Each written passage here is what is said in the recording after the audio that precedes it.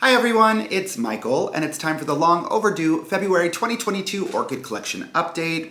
Now, I'm going to keep the information contained in this intro super brief, super top line, because I am so excited to just jump in and show you what's happening. Now, if you've been following me for a while, you know that I've undertaken the process of transitioning my plants from a semi-hydroponic grow setup to a predominantly classic bark medium grow setup. And the results and the speed of response is absolutely astounding. I, for example, cut off all of the flower spikes from my plants, or most of my plants, in December, and I thought that I was going to be without blooms for a long time, and I could not have been more mistaken. Not only did the plants acclimate to classic bark medium super quickly, they have produced more impressive displays than I've seen them do before. So I'll show you all of that more specifically in just a moment. But to quickly recap, my system this month is the same as it was last month, and quite honestly, it's pretty similar to what I was doing while everything was in semi-hydroponics. I'm flushing all of the containers once to twice a month. Between those flushes, I'm watering with a dilute nutrient solution composed of Dynagrow and CalMag. From there, I have sustained ambient humidity with my humidifier. I mist the plants every morning, and I keep a strong source of moving air directly above the plants with the overhead fan. Now, having said all of that, let's just jump in and talk about the plants that have something new, different, and interesting happening this month. All right, my friends, jumping in with number 3 in the collection, this is my Wilsonara Aloha Sparks. Now, this one you can see has the residual damage from really struggling in semi-hydro and from various repots. But this is the very first time it has ever given me a double spike. And this happened relatively quickly after transitioning to bark medium. I've had this plant for now 5 years. It's the first time it's ever given me a double spike.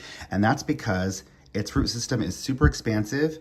And not only is it expansive, it's able to breathe. With these slats in the container, it's just really allowed this plant to hit such accelerated growth. And I'm really excited to see how this continues to progress. Jumping now to number 9 in the collection, this is the keiki from my mom. And I'm so surprised that this plant is not only in bloom, but that it's still alive. It is one of the earliest plants in my collection. It has sustained a lot of mistreatment as an immature plant, and for that reason kind of got stunted, but it is now starting to gain some momentum. Having said that, my phalaenopsis type orchids, for the most part, all remain in semi-hydro, and I do think I'm going to begin to transition them also to bark medium, because when you see the momentum that the rest of my collection has since being transitioned, you recognize that I think that all of my plants will benefit from it. But in the meantime, let's just take a quick moment to appreciate these darling little blooms, this canary yellow with this fuchsia lip, just so pretty, so fun. Jumping now to number 11 in the collection, this is my Psychopassus mendenhalli hildos, one of my absolute prides and joys.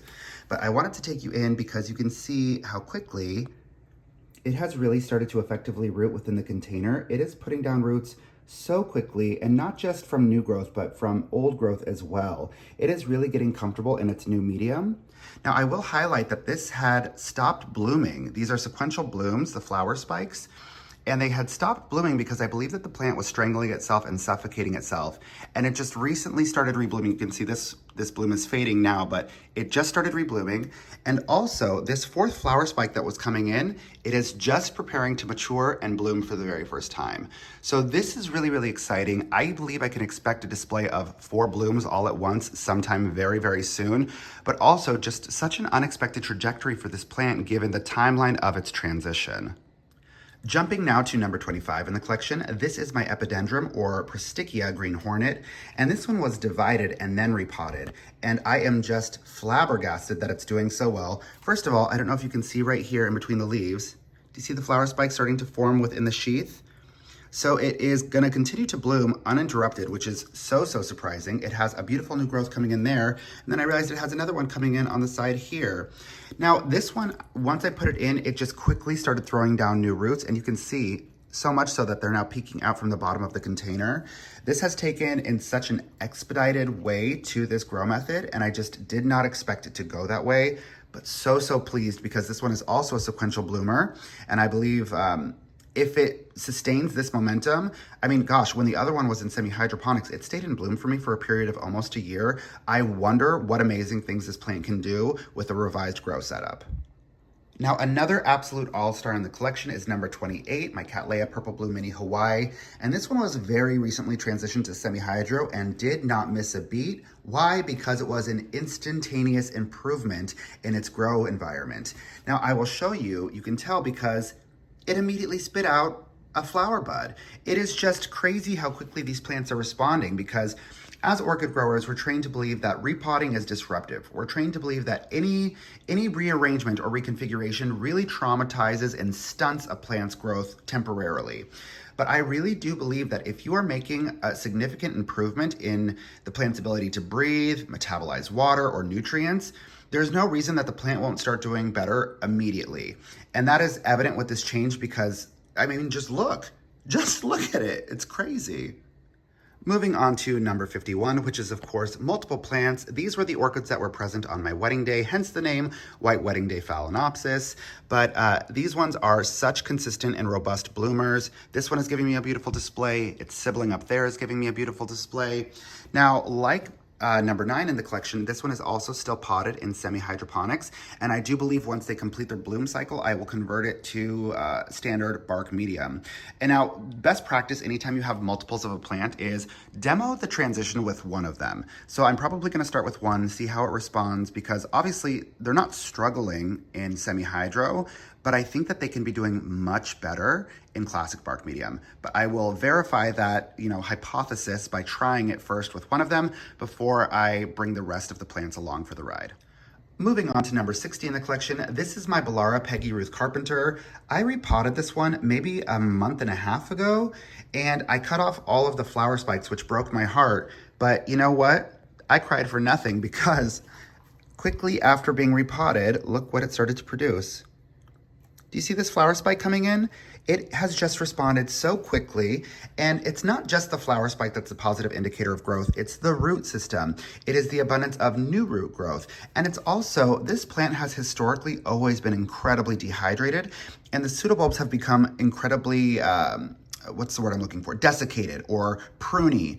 And it has just reinflated and done so much better. Now, I'm not watering with any greater frequency. I think that's the thing that's really blowing my mind. These plants aren't receiving more care from me. They're getting the exact same baseline of care as they were in semi-hydroponics. But simply because they are able to breathe now, they are doing so much better. Moving on to number 66 in the collection, I have been so excited to show this to you. This is my sergioa yokosuka story, and it is so beautiful. And even though it's in bloom, I still don't think it is optimized for healthy growth. Now, this one is still in semi-hydroponics, and it has done okay. The thing that troubles me the most about it is this purpling of the leaves. It is more purple than it should be, and for a long time I thought that was overexposure to light. I thought it was nutrient deficiency, but I think it might have something to do with its respiratory processes. Now, I am a very firm believer in the fact that if a orchid blooms for you, that doesn't mean it's healthy. So I don't think that this one is struggling terribly, but I don't think it's doing as well as it could be. But even so, I'm just so delighted. I can't wait to see this open all the way up. The blooms are absolutely stunning. I'm just so excited to see this in bloom. And I believe with an adjustment to classic bark medium, this one will also thrive much more intensely, but also much more regularly. Now, some of you might recall that I have had an ongoing battle with the size of my epidendrum hybrid rose. This sequential flower spike has been blooming for months and months. And now that it died back, you can see it's ending at approximately the same height as me, which is outrageous. Now, despite the vigorous temperament of this plant, I am a little too overwhelmed by its size to keep it in my collection, at least in this state. So here's what I'm gonna do. I am going to bid farewell to the mother plant and gift her to one of my good friends. I think that she will give her a great home. She has more outdoor growing space, and I think that this plant will absolutely flourish. But because I love this plant and because I want to keep it in my collection in a more manageable fashion, what I did was divide some of these lingering keikis and growths into adorable little divisions. Look how cute they are. So these three are gonna stay with me. I'm just gonna kind of track and monitor their progress. Now, like many of my other plants, I have converted these to classic bark medium. I'm using an oncidium mix here, and things seem to be going great, so I will keep you updated on the progress of the new keikis. And with that, that's pretty much it. Thank you so much as always for choosing to spend a little time with me. If you have any questions, concerns, or feedback, go ahead and leave it in the comment section below. Be sure to support one another in the comment section because I'm so seldom available to do so. Don't forget to click subscribe and to have a beautiful rest of your day. Mwah! Bye, friends.